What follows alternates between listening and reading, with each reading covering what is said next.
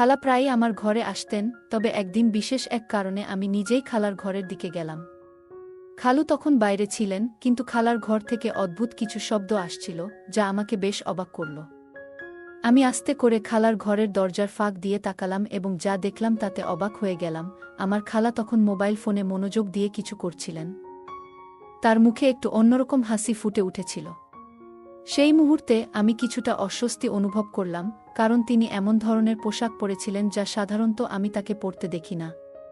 এই পরিস্থিতি দেখে আমার মনে প্রশ্ন জাগল, তিনি ফোনে আসলে কি নিয়ে ব্যস্ত ছিলেন? আমার থেকে খালা খুব বেশি বড় ছিলেন না। হয়তো এজন্যই আমি তার অনুভূতিগুলো কিছুটা বুঝতে পেরেছিলাম। তাই আমি ধীরে ধীরে পা টিপে নিজের ঘরে ফিরে গেলাম এবং এমন ভাব করলাম যেন কিছুই বুঝতে পারিনি। তবে আমার মনে হয়েছিল যে খালা একাকিত্বের শিকার এবং কিছু ভুল করছেন। খালু তার জন্য সময় দিতেন না, আর সম্ভবত এই কারণেই তিনি নিজের একাকিত্ব মেটানোর চেষ্টা করছিলেন। আমি তখন নিজের মন থেকে এই ভাবনাগুলো সরিয়ে দিয়েছিলাম, কারণ খালা তো আমায় নিজের বাড়িতে থাকার সুযোগ দিয়েছিলেন। আমি তার ব্যক্তিগত বিষয়ে জড়াতে চাইনি। তবে আমি কি জানতাম আমার সাথে এমন কিছু ঘটবে? খালা ছিলেন একেবারে তরুণী ও অত্যন্ত সুন্দরী একজন মহিলা, যার বয়স খালুর থেকে অনেকটাই কম ছিল। প্রথমবার খালাকে দেখে আমার বিশ্বাসই হচ্ছিল না যে উনি খালুর স্ত্রী। খালু যখন খালাকে আমাদের ছোট শহরে নিয়ে আসেন মায়ের সাথে পরিচয় করানোর জন্য, তারা খুব আনন্দের সাথে এসেছিলেন। কিন্তু খালাকে দেখার পরেই মায়ের মনোভাব পাল্টে যায়। আসলে খালু কাউকে কিছু না জানিয়েই বিয়ে করেছিলেন। তার মা-বাবা আর বেঁচে ছিলেন না, তাই খালু বড় শহরে একা থাকতেন এবং সেখানেই কোনো ভাইবোনকে না জানিয়ে বিয়েটা সেরে ফেলেছিলেন। যখন খালু খালাকে নিয়ে আমাদের বাড়িতে এলেন এবং মাকে জানালেন যে তিনি তার স্ত্রী, মা অবাক হয়ে গেলেন। খালু বললেন যে খালা দূরের আত্মীয়ের মেয়ে, কিন্তু মা স্পষ্টভাবে বলে দিলেন, এমন পরিবারে বিয়ে করলেন কেন যারা এমন কাজ করেছেন? মায়ের মতে খালার মতো কাউকে বিয়ে করার আগে খালুর ১০০ বার ভাবা উচিত ছিল। মায়ের স্পষ্ট জানিয়ে দিলেন যে খালাকে তিনি মেনে নিতে পারছেন না। খালার মন ভেঙে গেল, তিনি রাগে বললেন, আমি কোনো ভুল করিনি। আমি খালুকে ভালোবেসেছি, আর আমরা দুজনেই পছন্দ করে বিয়ে করেছি। এটুকুই আমার অপরাধ। কিন্তু মায়ের তার পুরনো সমস্ত গল্প সামনে এনে তাদের বাড়িতে থাকার জায়গা দেননি।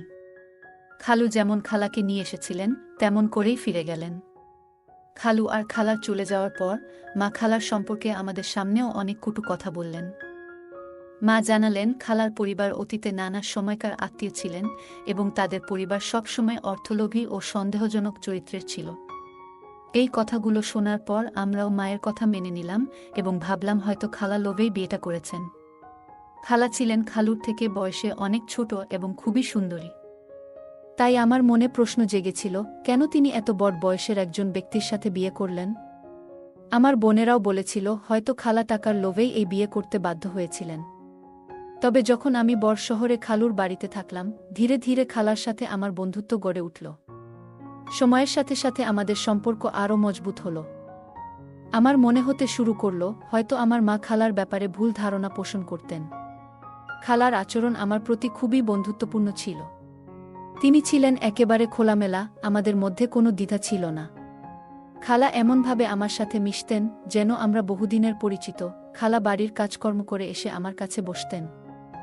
আমরা একসাথে টিভি দেখতাম, কখনো গেম খেলতাম। খালা ধীরে ধীরে আমার ঘনিষ্ঠ বন্ধুতে পরিণত হয়েছিলেন। তিনি সবকিছু আমাকে খুলে বলতেন, বিশেষ করে খালুর ব্যাপারে তার অভিযোগগুলো। তিনি বলতেন খালু তার জন্য সময় দেন না, তাই আমার আশায় তিনি খুব খুশি হয়েছিলেন। তিনি সব সময় আমার খুব কাছাকাছি থাকতেন। এরপর খালু যখন কাজে বের হতেন, খালা প্রায়ই আমার ঘরে চলে আসতেন। কখনো বিছানায় বসে কথা বলতেন, আবার কখনো আমাকে পাশে নিয়ে ঘন্টার পর ঘন্টা আলাপ করতেন। খালার মনে হয়তো অনেক কথা জমেছিল, আর তাকে শোনার মতো কেউ ছিল না, তাই তিনি আমাকে পেয়ে মন খুলে বলতেন। একদিন কথা বলতে বলতে হঠাৎ খালা আমার হাতে হাত রেখে বললেন, তোমার মতো শক্তসামর্থ্য পুরুষরা আমার খুব ভালো লাগে। তোমার খালু তো একেবারে আলাদা। অনেকবার বলেছি জিমে যাওয়ার জন্য, কিন্তু তিনি শুনতেই চান না। মানুষ বয়স বাড়ানো থামাতে পারে না, কিন্তু নিজের শরীর তো ঠিক রাখতে পারে। খালার এই কথায় আমার হাসি পেয়ে গেল, কারণ খালুর পেট সত্যিই বেশ বড় হয়ে গেছে। তিনি প্রচুর খেতেন এবং নিজের স্বাস্থ্যের কোনো খেয়াল রাখতেন না। তবে খালা বলতেন, তোমার খালুর শরীর আর ভালো লাগে না আমার। তিনি মজা করে বললেন, তুমি কেন তোমার খালুকে বোঝাচ্ছ না, যাতে তিনিও তোমার মতো ফিট হয়ে যান? পুরুষ মানুষ ফিট হলেই ভালো লাগে। আমি হেসে বললাম, যতই চেষ্টা করো খালুকে জিমে পাঠানো সম্ভব নয়। যতক্ষণ না তিনি ভুলভাল খাবার খাওয়া বন্ধ করবেন ততক্ষণ ফিট হওয়া সম্ভব না। খালা একবার আমার দিকে গভীর দৃষ্টিতে তাকালেন, তারপর একটু দীর্ঘশ্বাস ফেলে কিছু না বলে রুম থেকে বেরিয়ে গেলেন। আমি মনে মনে ভাবলাম, সুযোগ পেলে খালুকে বলবো যে তাকে নিজের স্বাস্থ্য নিয়ে চিন্তা করা খুব জরুরি। কিন্তু খালু বাড়িতেই থাকতেন না। তিনি সকালে কাজে বেরিয়ে যেতেন এবং রাতে 10টার দিকে ফিরে এসে ক্লান্ত হয়ে ঘুমিয়ে পড়তেন। খালা সারাদিন একাই থাকতেন। তাই যখন আমি কলেজ থেকে ফিরতাম তিনি প্রায়ই আমার ঘরে এসে সময় কাটাতেন। ধীরে ধীরে আমাদের মধ্যে এতটাই স্বাভাবিক সম্পর্ক তৈরি হলো যে তিনি দরজায় না নক করেই রুমে ঢুকে পড়তেন। এক দুপুরে কলেজ থেকে ফিরে আমি পোশাক পাল্টাচ্ছিলাম। শার্ট খুলে বিছানা রেখেছিলাম এবং নতুন শার্ট নিতে আলমারি খুললাম। তখনই খালা হঠাৎ ঘরে ঢুকে পড়লেন। তিনি আমার দিকে তাকালেন এবং খালা কিছুক্ষণ ধরে আমার দিকে চুপচাপ তাকিয়েছিলেন। আমি অবাক হয়ে বললাম, খালা, কিছু বলবেন? তিনি মৃদু হেসে আমার দিকে কয়েক পা এগিয়ে এলেন এবং কাছে এসে বললেন, রাহুল, তোমার সাহায্য দরকার। তার কথা শুনে আমি বিস্মিত হয়ে জিজ্ঞেস করলাম, জবি খালা, কি করতে হবে? খালা আমার কাঁধে হাত রেখে বললেন, যা বলবো সেটা মন দিয়ে করতে হবে। তার কথায় কিছুটা অস্বস্তি বোধ করলেও আমি বললাম, জবি খালা, বলুন কি করতে হবে। তিনি কানে কানে আমাকে কিছু বললেন, যা শুনে আমি হতবাক হয়ে গেলাম। আমার নাম রাহুল। আমি এক ছোট শহর থেকে বড় শহরে পড়াশোনা করতে এসেছিলাম, যাতে নিজেকে যোগ্য করে তুলতে পারি এবং পরিবারকে সাহায্য করতে পারি। এই শহরে আমার খালু থাকতেন, তবে খালার কারণে আমি তাদের বাড়িতে না থেকে হোস্টেলে থাকার সিদ্ধান্ত নিয়েছিলাম। আসলে আমার বড় খালা ছিলেন খুব অদ্ভুত প্রকৃতির। পরিবারের কারো সাথেই তার সম্পর্ক ভালো ছিল না। সবার সাথে ঝগড়া করে যোগাযোগ বন্ধ করে দিয়েছিলেন। কিন্তু আমি যখন পড়াশোনার জন্য বড় শহরে এলাম, খালা আমাকে দেখে বললেন, তুমি হোস্টেলে থাকার কি দরকার? আমাদের বাড়িতে এসো, আমাদের সাথে থাকো। খালার এই প্রস্তাবে আমি অবাক হয়ে গেলাম, কারণ তার তো আমার মায়ের সাথেও সম্পর্ক ভালো ছিল না। খালু এই প্রস্তাবে অবাক হলেন, কারণ তিনিও খালার স্বভাব ভালোভাবেই জানতেন। এ কারণেই তিনি নিজে থেকে আমাকে কখনো তাদের বাড়িতে আসার আমন্ত্রণ দেননি। খালার কথা শুনে আমি কিছুটা দ্বিধায় পড়লাম, কিন্তু শেষে বললাম যে আমি হোস্টেলেই ঠিক আছি। তবে খালা নিজের সহজ সরলতা দেখিয়ে বললেন, আমি এতটাই খারাপ নই যতটা তোমরা মনে করেছ। তোমার মা খালা আমাকে অনেক কিছু বলেন, আমিও কখনো কখনো পাল্টা কিছু বলে দিই, কিন্তু এর মানে এই নয় যে আমি সম্পর্কের মর্ম বুঝি না। এটা তোমার খালুর বাড়ি, আর খালুর বাড়ি থাকতে তুমি কেন হোস্টেলে থাকবে? এতে ভালো দেখাবে না। এখন থেকে তোমাকে আর হোস্টেলে ফিরে যেতে হবে না। আমি তো শুধু খালুকে সালাম জানাতে গিয়েছিলাম, কিন্তু খালার কথায় পুরোপুরি অবাক হয়ে গেলাম। খালা মুচকি হেসে বললেন, যাও, তোমার হোস্টেল থেকে সবকিছু নিয়ে এসো। আমি তোমার পছন্দের খাবার তৈরি করছি। এরপর খালা খালুকে বললেন, উপরের ঘরটা পরিষ্কার করিয়ে নাও, রাহুল এখন থেকে এখানেই থাকবে। এটা শুনে খালু বেশ খুশি হলেন। আমিও ভাবলাম হোস্টেলের খরচ বাঁচবে আর বাড়ির খাবারও পেয়ে যাব। বাইরে থেকে খাবার খেতে খেতে আমি ক্লান্ত হয়ে গিয়েছিলাম। 4 বছর এইভাবে কিভাবে চালাবো? তাই বেশি কিছু না ভেবে তাড়াতাড়ি রাজি হয়ে গেলাম এবং হোস্টেল থেকে নিজের জিনিসপত্র নিয়ে আসতে রওনা হলাম। জিনিসপত্র নিয়ে এসে মাকে ফোন করে জানালাম যে খালা আমাকে তাদের বাড়িতে থাকতে বলেছেন এবং আমি হোস্টেল থেকে খালুর বাড়িতে চলে যাচ্ছি। এটা শুনে মা বেশ অবাক হলেন, এই মহিলার সম্পর্কে কিছু তো ভালো ভাবনা মাথায় এলো। আমি আমার মায়ের কাছে বললাম, মা, খালা এত খারাপ নয় যতটা সবাই মনে করে। আমার কথা শুনে মা বললেন, থাক থাক, বেশি খালার পক্ষপাতিত্ব করিস না। আমি তোর খালাকে ভালোভাবেই জানি। ও আমার ভাইয়ের উপার্জিত টাকায় নিজের জীবন সাজিয়েছে। ওর আর ওর পরিবার কেমন সেটা সবাই জানে, শুধু তোর খালুই দেখেন না। মায়ের কথা শুনে আমি ফোনটা রেখে দিলাম এবং মনে মনে ভাবলাম, মহিলাদের মধ্যে এই ধরনের সমস্যা কখনো শেষ হয় না। একজন মহিলা আরেকজন মহিলাকে কখনো ভালো চোখে দেখে না। এরপর আমি নিজের জিনিসপত্র গুছিয়ে নিলাম। আমি খালার বাড়িতে পৌঁছালাম, কিন্তু জানতাম না যে আমার খালা আমাকে বাড়িতে ডাকার পিছনে আসল উদ্দেশ্য কী ছিল। আমি আমার জিনিসপত্র গুছিয়ে হোস্টেল থেকে খালার বাড়িতে এলাম। খালা আমার পছন্দের খাবার রেঁধে রেখেছিলেন। সেই রাতে আমি, খালা আর খালু অনেকক্ষণ ধরে আড্ডা দিলাম। খালু তার স্ত্রী তানিয়র প্রশংসায় পঞ্চমুখ ছিলেন, আর আমি দেখে খুশি হলাম যে তারা একে অপরের সঙ্গে বেশ সুখী। পরের দিন খালু অফিসে চলে গেলেন, আর আমার কলেজও বন্ধ ছিল। আমি সকাল 10টার দিকে ঘুম থেকে উঠে রুম থেকে বের হলাম। দেখলাম খালা ঘরের কাজ করছেন, হাতের ঝাড়ু দিয়ে ঘর পরিষ্কার করছেন। খালাকে এমন মনোযোগ দিয়ে আগে কখনো দেখিনি। তিনি বেশ সুন্দরী ছিলেন, পরিশ্রমে তার কপালে ঘাম জমে গিয়েছিল। আমাকে দেখে তিনি বললেন, তুমি নাশতা করবে? তোমার জন্য কিছু বানিয়ে দিই? আমি বললাম, না খালা, আপনার কষ্ট করার দরকার নেই। তিনি কাজ ফেলে আমার কাছে এসে বললেন, তুমি কি তোমার মায়ের মতো আমাকে পর ভাবো? আমি বললাম, না, এমন কিছু না। এরপর তিনি আমার হাত ধরলেন এবং আমাকে সোফায় বসিয়ে বললেন, আমার সম্পর্কে অনেকেই ভুল ধারণা পোষণ করে, কিন্তু আমি এতটা খারাপ নই। আমি আর তোমার খালু। হ্যাঁ, আমি নিজের পছন্দে বিয়ে করেছি। কিন্তু এর মানে এই নয় যে আমি সংসার করতে জানি না। তোমার মা বারবার আমাকে বলতেন যে আমি সংসারী মহিলা নই, কিন্তু এর মানে কি সত্যিই তা? আমি এটা সহ্য করতে পারিনি, তাই রাগের বশে আমি তাকে কিছু কথা শুনিয়ে দিয়েছিলাম, তুমি এসব কথায় মন খারাপ করো না। আমি চেয়েছিলাম সম্পর্কটা স্বাভাবিক হোক। তাই তাদের বাড়িতে থাকার সময় আমি সিদ্ধান্ত নিয়েছিলাম সবকিছু ভুলে যেতে। আমি খালাকে বুঝিয়ে বললাম যে মনের কোনো পুরনো কষ্ট আমি আর মনে রাখতে চাই না, আর মায়ের কথায় প্রভাবিত হয়ে কোনো পুরনো ঝগড়া মনে রাখার কোনো ইচ্ছা আমার নেই। খালা এটা শুনে খুব খুশি হলেন। তারপর খালা বললেন, চলো দুজন মিলে কিছু নাশতা বানাই। আমিও এখনো কিছু খাইনি। খালা তখনও মাথায় ওড়না নেননি, বরং আমাকে নিয়ে রান্নাঘরে চলে গেলেন। তিনি আমার সামনেই সব সময় খোলা মেলায় থাকতেন। এতে তিনি কিছু মনে করেন না, কারণ শহরের মেয়েরা খোলা মেলা থাকতেই বেশি পছন্দ করে। তিনি কাজ করতে করতে আমাকে কিছু কিছু নির্দেশ দিচ্ছিলেন, আমিও তার সাথে সাহায্য করছিলাম। কিছুক্ষণ পর আমরা একসাথে বসে নাশতা করছিলাম। খালার সহজ সরল এবং আপনভাব আমাকে ভালো লাগছিল। হোস্টেলের জীবনের চেয়ে এখানে থাকা অনেক বেশি আরামদায়ক মনে হচ্ছিল, কিন্তু ধীরে ধীরে আমি বুঝতে পারলাম খালা খুবই একাকী। খালু সারাদিন অফিসে থাকেন, আর খালা ঘরের কাজকর্ম শেষ করে চুপচাপ বসে থাকেন। অনেক সময় আমি খালাকে চোখের পানি ফেলতে দেখেছি। অনেকবার জিজ্ঞেস করার পর তিনি বললেন যে তিনি নিজেকে খুব একা মনে করেন। খালুর সাথে পছন্দ করে বিয়ে করলেও এখন তিনি মনে করেন খালুর ভালোবাসা আর আগের মতো নেই। তিনি তার নিজের পরিবারকেও খুব মিস করেন। আমি খালাকে বোঝানোর চেষ্টা করলাম যে খালু এখনও তাকে অনেক ভালোবাসেন। এরপর থেকে আমি খালার সাথে আরও বেশি সময় কাটাতে লাগলাম। ধীরে ধীরে আমাদের সম্পর্কটা আরও সহজ হয়ে গেল। খালা প্রায়ই আমার রুমে এসে বসে থাকতেন, আমার সাথে সময় কাটাতেন, আর আমি তাতেই খুশি হতাম। কিন্তু একদিন খালা আমার বিছানায় শুয়ে পড়লেন। খালা প্রায়ই নিজের নাইট ড্রেসে আমার সামনে চলে আসতেন এবং এতে তার কোনো অস্বস্তি হতো না। বরং তিনি আমার পাশে বসে সিনেমা চালিয়ে দিতেন। মাঝে মাঝে তিনি আমাকে জিজ্ঞেস করতেন, তোমার জীবনে কি কোনো মেয়ে আছে? থাকলে বলো, আমি তোমার বিয়ে করিয়ে দেব। আবার কখনো বলতেন, আমি নিজেই তোমার জন্য একটা মেয়ে খুঁজে দেব। একদিন খালা আমাকে বললেন, তুমি অনেক যুবক এবং শক্তিশালী, আর এমন পুরুষই আমার ভালো লাগে। তিনি প্রায় প্রতিদিন আমাকে দুধের গ্লাস এনে দিতেন এবং বলতেন, এভাবেই থাকো সবসময়। কিছুদিন পর আমি লক্ষ্য করলাম খালা তার মোবাইলে বেশিরভাগ সময় ব্যস্ত থাকেন। অনেক সময় চুপচাপ নিজের ঘরে চলে যেতেন, আর তখন তার ঘর থেকে অদ্ভুত শব্দ আসত। যদিও আমি কখনো খালার বিষয়ে সন্দেহ করিনি, কিন্তু যখন সেমিস্টার শেষে আমার ছুটি হলো, আমি ঠিক করেছিলাম যে বাড়ি ফিরে যাব। কিন্তু খালা আমাকে যেতে দিলেন না।